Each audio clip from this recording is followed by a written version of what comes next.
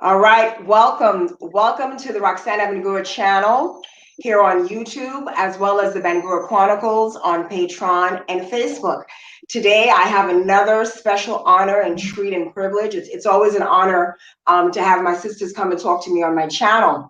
Today, I have an old good sister friend. Her name is Dr. Pahmi Bamu-Chipunza. We all call her Pahmi affectionately, and she is the Afrodiva of all of the Afrodivas. We're going to talk about her brand, Afrodiva. We're going to talk about her family, her life. She is, like I said, she's my friend. She's a daughter. She's an auntie. She's a sister. She's a wife. She's an educator. She's a scholar. She's a writer. She's an attorney. She's many things, but we're going to start with her brand, the Afrodiva. Welcome to my channel, Dr. Bamu. Thank you very much for having me here. And it's so lovely to see you, live after such a long time. Thank you so much for the invitation. Long time. As I said, I really wanted to talk about, the brand Afrodiva, the story behind it. Let people know that they need to like, subscribe, and share. So hold on one second. And I also want to show you my Afrodiva piece. Okay, so please tell us about the creation of your brand. What is your brand, the Afrodiva? Okay, well, thanks so much, Roxana. The Afrodiva, sorry for the background noise, I think they'll move now. The Afrodiva is essentially a store that's based here in the United States. So I'm based in Maryland, and it is an African jewelry and fashion accessories store that serves North America, Europe, and Asia. And why I went into this, how I went into this, you've known me a long time and you know where this story started. And I remember that the piece that you're wearing, I was just showing you some beads I had, and you were like, I'm taking this. Very true. It was just as I was in the process of setting up my store. That was in about 2007, when I was here in the US for a year. And I've always loved Africa and things of Africa. And I love like the African prints, the African fabrics that we have. But I've always been attracted to beads. And I've always loved the jewelry, the fashion accessories that you can wear with African attire and not with African attire. So with whatever outfit you're wearing, you can give it a nice Afrocentric touch by wearing pieces that say Africa. So it just became apparent to me that there were lots of people selling clothes, but many times when people wear their Afrocentric clothes, they don't seem to have many choices in terms of what to wear their outfits with. And that sometimes people wanted something special, something different to wear with their ordinary attire. So as you can see, I'm wearing a plain dress, but the moment I put this on, something changed in the atmosphere. Something said, hey, is this lady from Africa, or where is this piece from? So the piece is really, I like things that stand out and that are bold and that are fabulous and bring out the bold and fabulous hue. It's so true how you said, it could take something from very ordinary or common to very fashionable, classy, timeless. And like you, I'm a lover of beads. I still have my accessory here.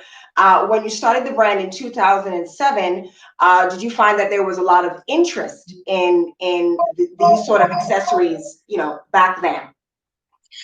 There definitely was. And I think that time was, there were fewer people that were doing this kind of work. So there were fewer in this line of business. And there were a lot fewer people that were selling online. I created a website. I had a website, but it didn't, I think the marketing was very difficult. So I actually found that I did more sales in person at events and to people that I knew. And that's how I built the brand at the time. But I only traded for about a year, and I had to leave the United States, and it didn't make sense to conduct business from South Africa where I moved to. So I ended it, only to pick it up again in 2018. Okay, so let me ask you, the brand started in 2017, and you said maybe there wasn't a space for it, there wasn't as much marketing. Now we have, oh, excuse me, 2007, that's right, 2007. Where are your pieces from in the continent? What countries do you draw from to have this this collection of jewelry and pieces, accessories? So the Afrodiva is a pan-African brand. Pan-African. Oh yes, it's a bit different from many of the people that do sell African accessories online. We focus maybe on a particular country or region. So I bring the stock from South Africa, Zimbabwe, Kenya, Tanzania, Uganda, Ghana, and Burkina Faso. Those are the main countries that we focus on. So Southeast, West, and Southern Africa as well. Okay, so a lot of sub-Saharan. What do you think is more popular with your Afrodiva clients? What countries do they draw from, or is it just all across the board? It's very difficult to tell. I always, particularly when I go to events, the response that I get really depends on where I am. So I find the Maasai pieces with the very small seed beads and the intricate pattern are very popular across the board, because sometimes the events I attend are African events, or we meet Afro-Caribbeans and Americans. So I find that the Maasai beads and the zebra beads are the most popular. I would say then I also And have the Messiah from Kenya, the Messiah from Kenya. Kenya and Eastern Tanzania. Africa. Yes. Tanzania, And yes. then I also have beads that are from also Kenya. They're not beads as such, but calabash. The calabash pieces that I have are also very, very popular. Do you have an example? Do you have an example? Show us. Show and tell. This one now right that here. That's from Kenya? It's from Kenya, and it's a calabash. So it's a gourd that has been carved and painted with these designs. So I find those are very, very special and popular, particularly amongst the African American community and the Afro-Caribbean community.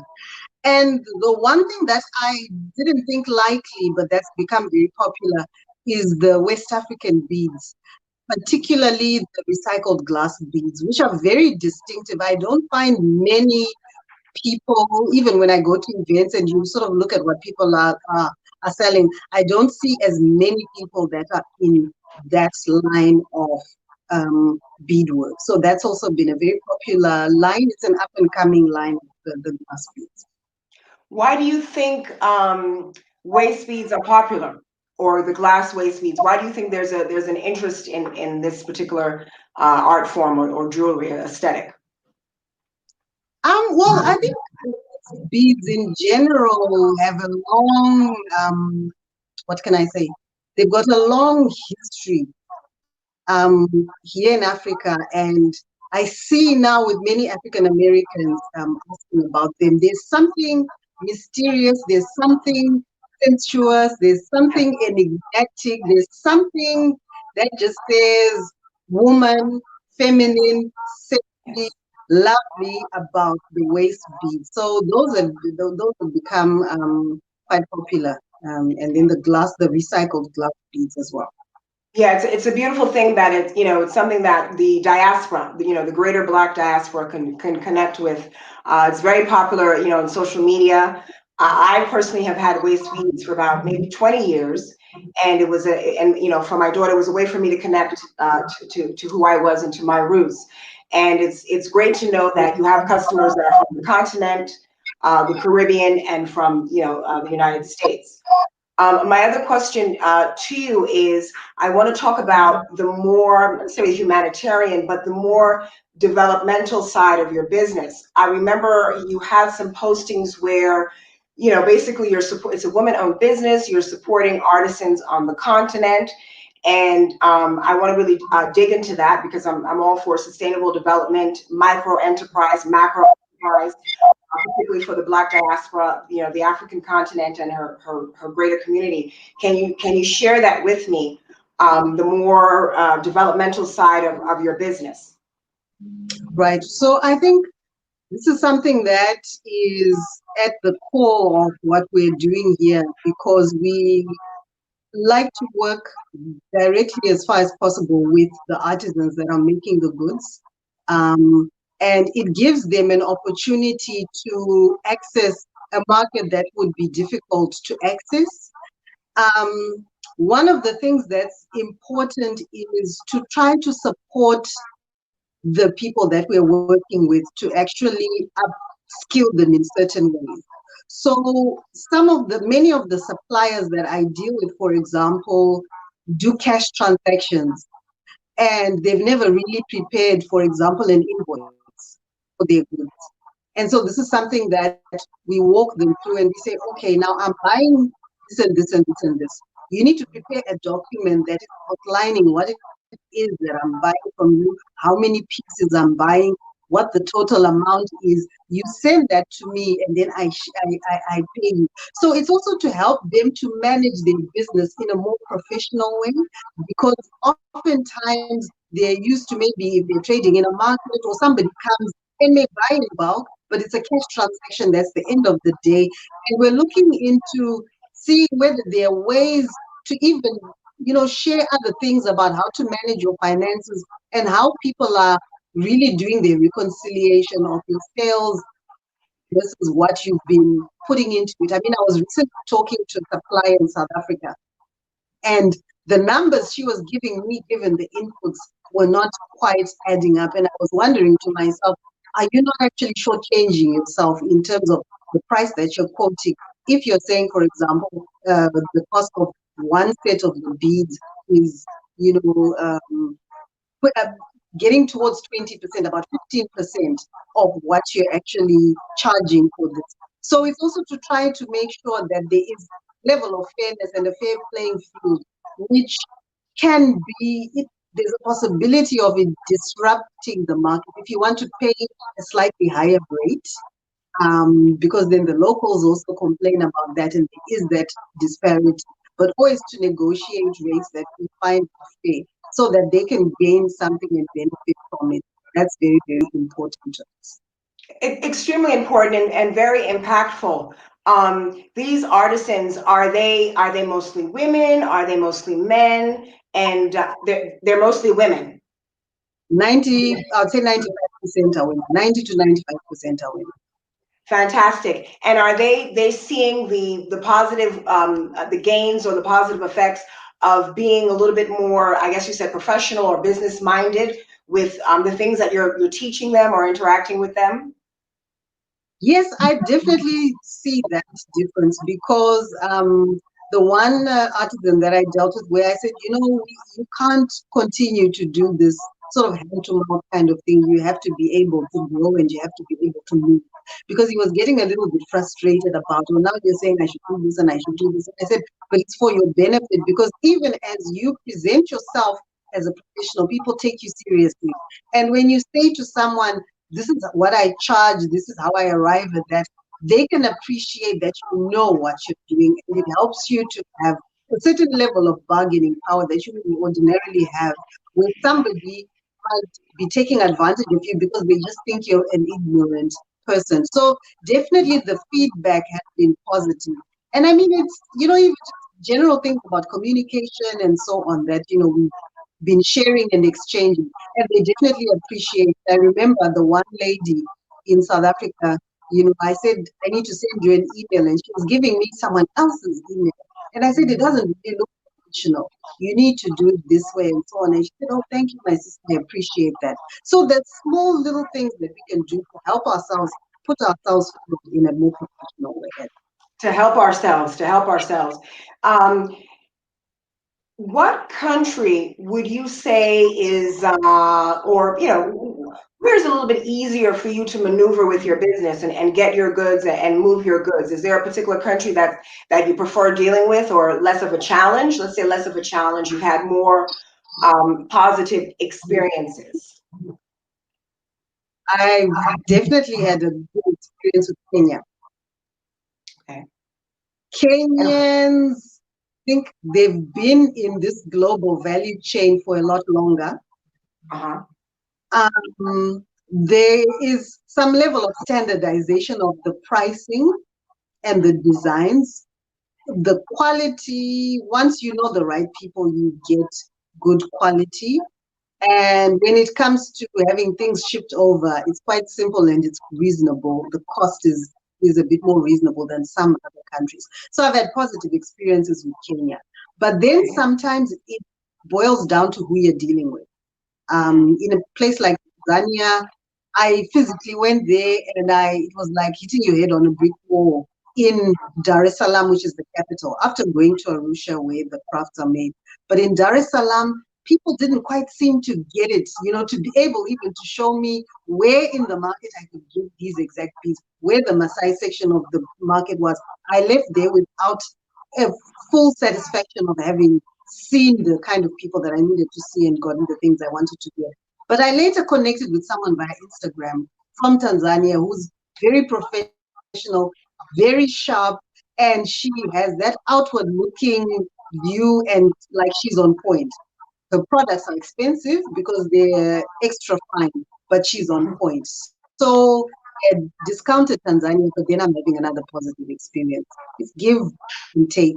Give and take. Places. That's a beautiful thing. Let me ask you, what advice would you give to someone who necessarily may not have these connections with the continent of Africa, with the people, with the artisans, with the people, at source, that people who don't necessarily have connections to source, because there are a lot of people in the diaspora, people in the United States, maybe the Caribbean, who want to maybe sell these goods on a wholesale or retail level.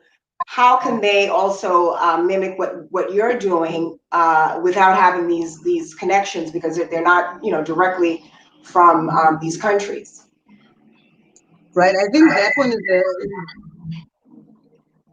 is a good one because many people may underestimate what it takes to cultivate the relationships to get to this level.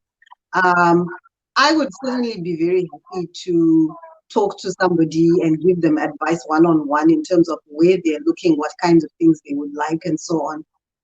But there are a number of people right now, and I'm going to be one of them soon, who are developing vendors lists and who provide some training around where to source, if it's clothing, if it's bags, if it's jewelry, and so on. There are people now who I think have come up with a network of reliable suppliers who are professional, who cater to the international market, and they're selling that kind of information to people who are up and coming. At this point, I'm young and I'm growing, so I'm not yet charging in that way, but I would certainly be happy to assist somebody who approach me and see how to support them. That's crucial. How important is it for these artisans, these vendors who, like you said, the woman didn't have an email. She was going to use someone else's email, and you coached her, you advised her, hey, listen, this is not correct. You have to have your own email. I need to be able to communicate with you directly. You have to present yourself more professionally. How these individuals, are they able to utilize social media? Are they able to utilize social media for their branding, to grow their brand, to make connections? Do they need help in that area? How much are they plugged in to social media and then the greater diaspora? That is happening to different degrees. I would say some of them I've actually met through social media. So this young lady with the email address, I found her on social media, on Facebook, on a group that talks about beading, like African beading, where people share what they're doing. So a number of people are, and some have their own pages and their own profiles where they showcase their work, putting themselves out there, and they're saying, look, I ship worldwide and so on. So I think social media has made it a lot easier for people to access markets. And many of them are getting into that, but some are a little bit more behind, where, for example, this young lady I'm talking about didn't have her own page, but she was a member of a group, and then she sort of posted things there in the hope that somebody will see it and contact and so on. So it's to varying degrees. Some are quite sophisticated, I must say, and have clients here in Canada, like the Tanzanian lady. Is that across the board with these countries that you deal with, or is it just maybe a Kenyan, Tanzanian thing? Are you finding the same type of, for the lack of a better word, professionalism or sharpness in Ghana with the social media and navigating that for branding? I would say for all the countries where I'm getting supplies, I find that there is somebody, a number of them have their own profiles, and some quite professional in terms of their presentation. So I think it's quite broad. Like Ghana, there's a couple of people, Kenya, Tanzania, as well as South Africa. So I would say across the board, generally, there is that. It's not limited to one place. Well, I'm very happy to learn of this. This is fantastic news. Can you tell me the name of the beading group? Because I know people, I have girlfriends on the continent and in the United States that sell waist beads, and they're moving more into this space. What is the beading group? Do you remember the beading group that's on Facebook? It comes up on my feed. I'll have to check exactly what it's called, but it's something like African beads. Okay. Or something. I'm gonna write that check down. it on African beads. Yeah. Just remind me to double check the exact wording and where the space caps and so on. Yeah.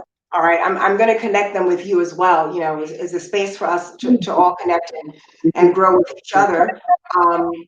And I appreciate you, being willing to kind of advise people how they can move into these spaces of selling these things, because you've been at it for a long time. Like I said, she's a scholar, she's an attorney, but she's also, an entrepreneur, a hustler, women's empowerment. Talk about, let us transition into the story behind the brand as who you are as an individual. Share with us, where you were from, where you were born, where you grew up, all that good stuff. Okay. Well, I was born in Zimbabwe. I went to school there. And when I was 18, I moved to South Africa. So I studied at the University of Cape Town. And I spent the next 11 years, well, the next 10 years there, but there was a bit of a break when I spent 2007 here in the United States. So I studied law and I specialized in labor law and got my doctorate in labor law. And I work in the labor and human rights kind of space, particularly in nonprofit, in policy, and so on. So I don't practice as an attorney, as you would say, but I'm more of a scholar and an activist and somebody who works in training and policy advice and so on. Mm-hmm. Let me ask you, because she mentioned that, she does human rights and labor law and policy.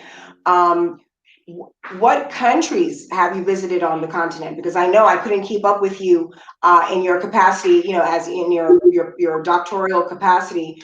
You were always somewhere. And I'm like, where is she now? Oh my goodness, where is she now? So please share with us, what you've done in that capacity, or where you visited, as a labor law, professional. Sure. So the reason why I travel a lot is because I have conferences. So there might be academic or professional conferences. I also do a lot of consultancy.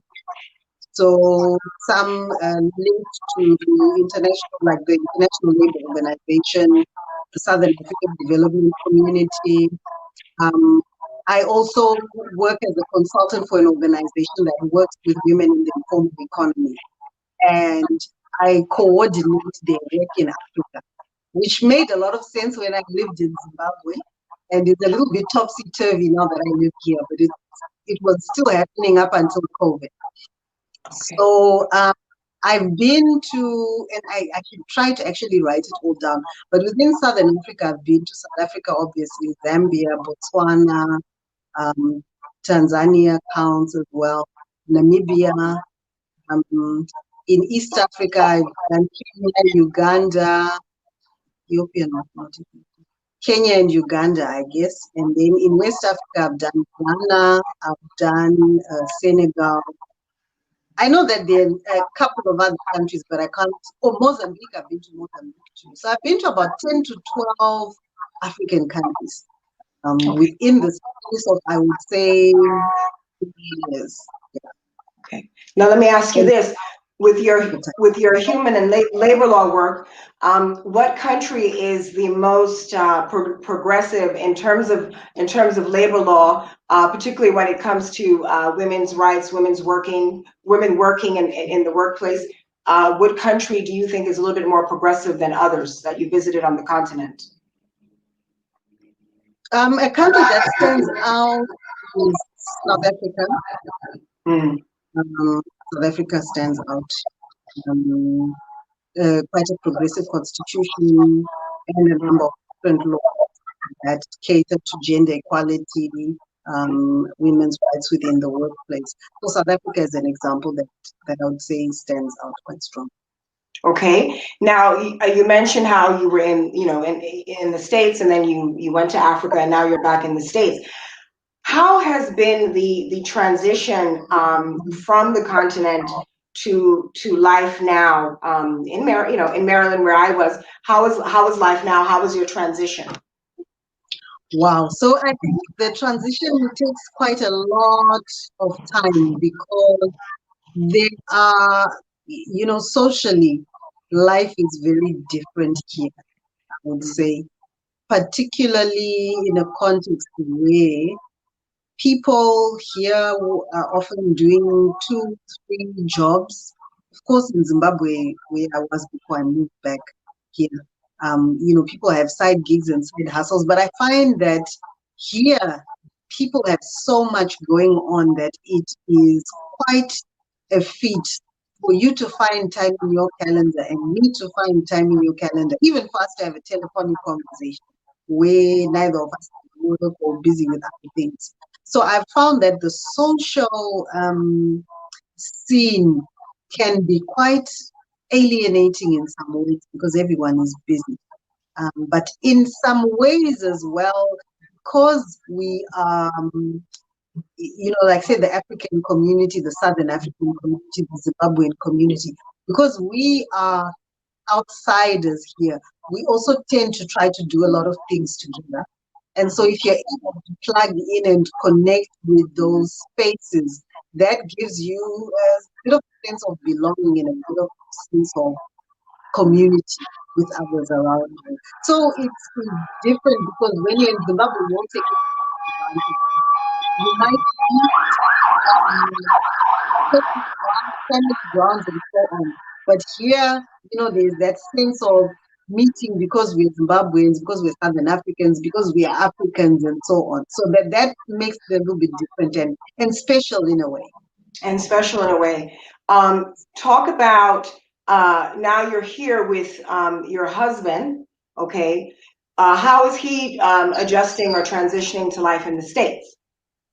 That one now, he had only been to the US once before moving here.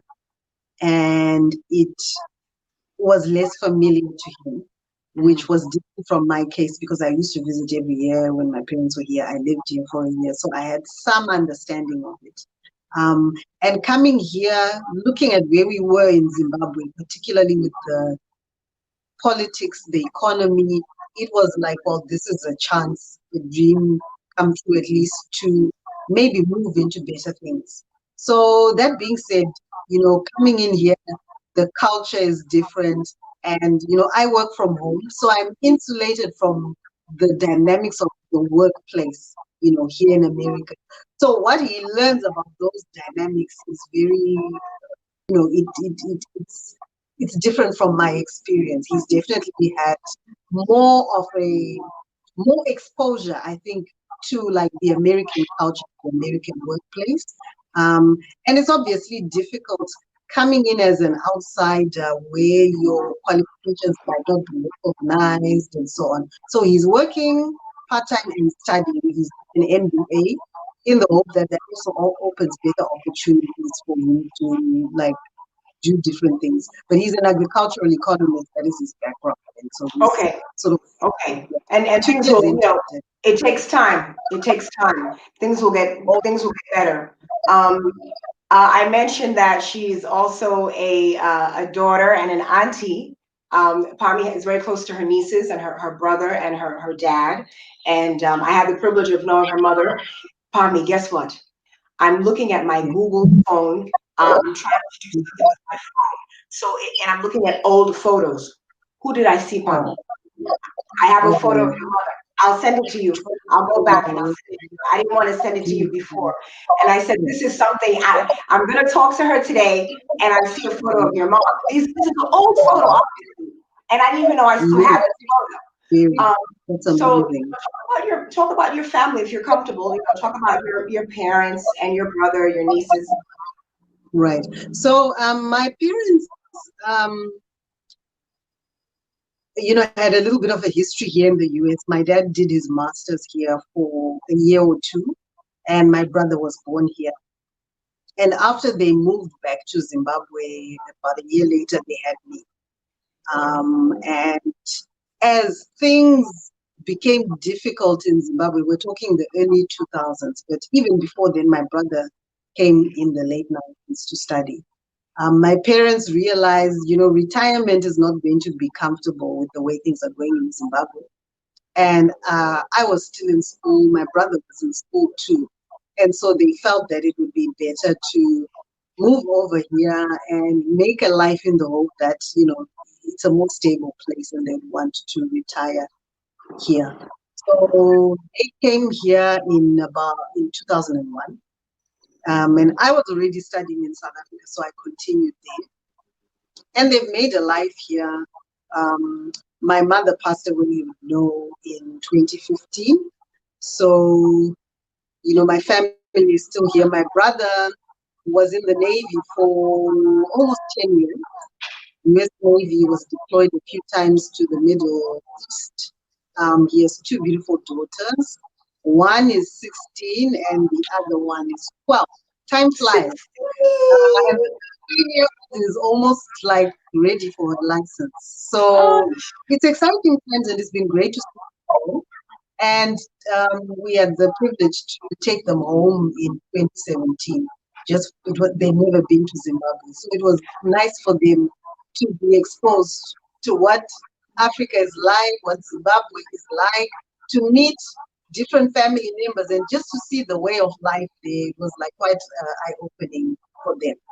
They enjoyed it. Yes, they did. They really did. They enjoyed that's it. Hopefully I dreamed that for my daughter. I dreamed that for her to go to Ghana. She was supposed to go to Ghana this year, but you know what happened? COVID. Right. So that wasn't possible. If you'd like, can you show us some of your key pieces? Do you want to show us some of your key Afrodiva pieces? Yes. Here's one that's very loud and out there. This is from Kenya. From? Kenya. It's from Kenya. So it's under the Maasai type of line of work. Very intricate building, very bright. The detail is amazing. And it's on a leather kind of backing, because traditionally they've done a lot of their beads with a leather backing or with wire, like wire that makes it very sort of firm. So this is always like one of my favorite pieces, because when you wear it, like, it doesn't matter what else you're wearing, as long as it matches, everyone's going to stop and say, hey, what's going on? You're done. I would like to show you something from Ghana. Okay. Not that one. These ones that they call the rubber beads. Beads. That looks very royal. It's kind of recycled, the recycled vinyl makes these plastic discs right here. And then we also have the recycled glass beads here, Okay. which make them they're Put very it a outstanding. little, put it a little more in front of your face. Yeah, there you go. There you go. So that makes them really stand out, and they're really bold, and they're very, they're just unique and They very are. different I like the pieces. colors. And this one here, this is a stone set. There you go. So these are Stone. stone beads from Ghana as well. And there are some crystals in between these yellow beads at the bottom. So you see the shininess is purple crystal. I love And I have one main supplier in Ghana who makes many of the different styles of the beads that I'm selling.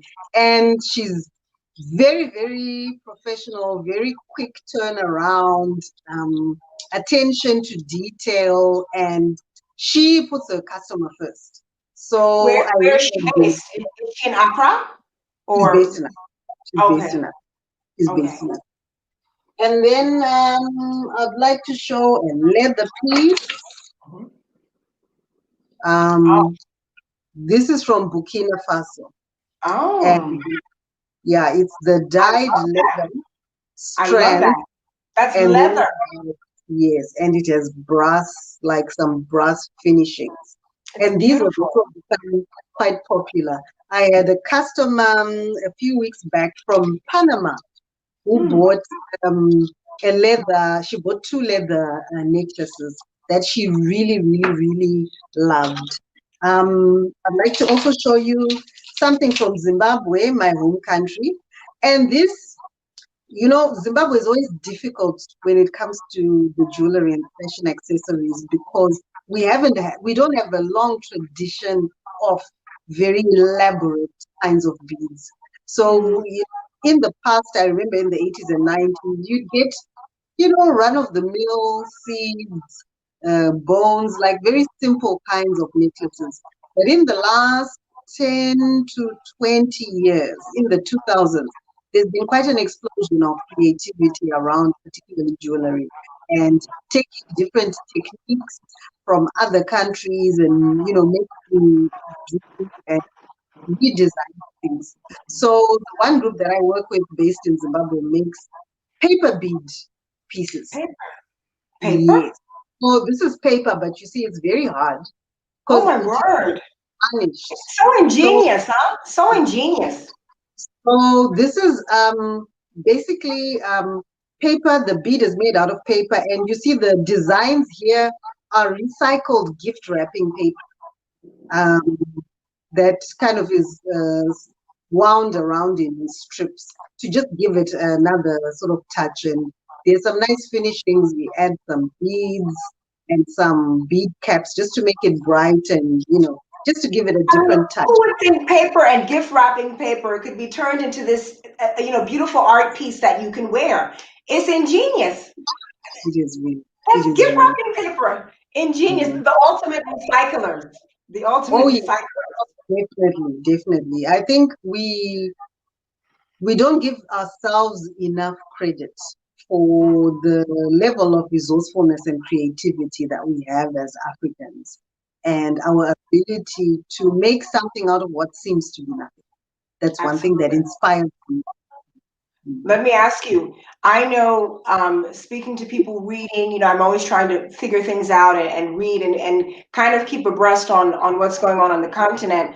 I know there's material that we wear all over Africa, our African clothing. And there was a rumor that a lot of it was being manufactured in China. And what I want to know is there any, is China encroaching on the artisans? Are things being copied and mass produced and being misrepresented as being authentic from these artisans that you deal with, for your business, for the Afrodiva? You see, fabrics are a very slippery slope because before we even talk about the Chinese coming into this and so on, we already have a long history that a lot of the traditional fabrics were not actually made um, in Africa as such. So we have a long history, particularly the Dutch. If you know, well, maybe let me not name names, but there's some big companies that make fabric and have a long history of selling this fabric in Africa because they were trying to imitate, I think, Asian fabrics. And when the Asian market didn't accept those as authentic, they sort of started to dump them there. And we've taken them and made them our own. We do have local companies, but I guess the challenge when it comes to international trade, the fluidity of capital and people seizing and capitalizing on opportunities is that you'll always get people that will take something and use it as an opportunity for them to make money. So it's a long debate because there are some genuine local fabrics. So, for example, if you're in Ghana or if you're in East Africa, they weave a lot of their fabrics. South Africa, they also have some of their local fabric like umbat with a very heavy and woven fabric. There are those genuine and authentic pieces of fabric, but there are now a lot of the copycat, you know, the Chinese coming in and they're doing these fabrics. And it's very difficult for a person who doesn't know to tell whether they're local or not. And very interesting, when I was in Ghana, sometime back, there was a big campaign around selling GTP. I think it's Ghana Textile. I don't remember what the P stands for, but GTP are the local Ghanaian companies. And so you when you go in and you're buying the fabric, you want to see the print at the bottom. What does it say? Where is the fabric made? And I think they also had something of an online, I think you could SMS the code that was at the bottom of the fabric or the code that was on the barcode number on the fabric to check whether it was authentic or not. So you would text that number and you could get a response. So there was a campaign amongst even the market women to say, we are selling the genuine fabric. This is how you can check. This is how you can verify. This is how you can authenticate. But there's so much around, like particularly the printed fabrics. That's, it's quite controversial.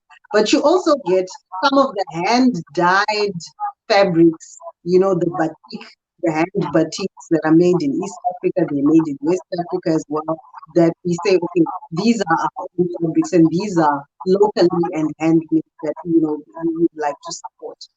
Okay, that's really important to know because you want to be able to buy as authentic as possible because there's a lot of tourism, particularly from everywhere, but particularly in the Black diaspora, there's a lot of tourism, and this has been a sticking point. Like, oh my goodness, this X product came from China. It's not something that's authentic to X country in Africa. So there's been a lot of online talk about that. I guess finally, I'd like for you to touch on your writing because I know that's something that lives in your heart. That's a passion of yours. I saw you wrote the other day about Tete. So if you want to share that with us, and also tell us where people can contact you, where they can reach you. Sure. So I love to write. I've always loved to write, and I guess I have not given myself enough space with a clear goal in mind to say I'm going to write something and publish it. I've tended to write short pieces, and I think I'm not so much into writing fiction. I like to tell stories of what I've seen, what I've experienced. It could be a person I've met, some incident that happens when I'm traveling. I just like to find an amusing and interesting spin to the experiences that I have as I go about my life. So I've tended to write, it might just be a Facebook status update, or it might be, when Facebook notes were a big thing. I've written a couple of Facebook notes about my experience during my PhD, travels and things like that, or people that have meant a lot to me. lately I wrote a lot about fatherhood around Father's Day, just reflecting on people that have meant a lot in my life. So I have created a blog, which is on my website. And I'll share the website and everything else just now. But I created a blog, and the one on my website is mainly around, currently, is around becoming the Afrodiva and my journey as an individual who started to love things, how I got into accessory and how I started the business, my journey, my struggle, my clients, and so on. So I'm working on that. Um, Personally, I'm working on some memoirs that my mother wrote, some reflections she wrote before she passed away. There's a bit of a manuscript that she wanted to publish, but I've invited people who knew her and people whose lives she touched to share small bits of their story, their experience, and I'm hoping to weave it all together into a book that we can use to do fundraising around causes that were dear to That's beautiful. That's beautiful. so my contact, my website is www.theafrodiva.com. That is where you'll find the brand story, you'll find the products, you'll find my blog. We also have the Instagram page, which is at Afrodiva. So all small letters, no space, no underscore. And then we have the Facebook page, which is the Afrodiva. So capital T and then a space and a capital A. That is our Facebook page. So those are the best ways to see what we're doing. You can send me an inbox on Facebook or DM on Instagram or an email via our website, and I'll be happy to engage in it. Excellent. What I want you to say in closing is if you can give us one word that encompasses the Afrodiva brand, what it means to you or to your client, just one word that you would use to describe the Afrodiva. Only one. I can't use two. Okay, you can use two. You can use two. I've got three. And Okay. it's boldly, fabulously you. That's the effort. That's what captures it. It empowers you to be boldly, fabulously you. Okay. Well, you heard it from her, the original Afrodiva. And as she said, you can contact her on theafrodiva.com. That's her website. She's also available on Instagram, and she detailed her Facebook. I will leave Pami's details in the comments, and you can reach out to her. She's an old, dear sister friend of mine, and she's a sharp sister. She bad. She bad. Thank you so much. Thank you I so much, appreciate Pami. you and the work you're doing to amplify our stories. Thank you so much. Absolutely. We have to tell our stories. We have to define our narratives. So we will continue. Okay. Okay. God bless So you. much And love. give hugs and kisses to the nieces, the brother, your daddy, the husband. Hug them all for me. Yes, we'll do. And you to Amaris as well. Take care. Okay. Take care, Pami. Okay. Thank you. Bye-bye. Bye-bye. Hold on one second. And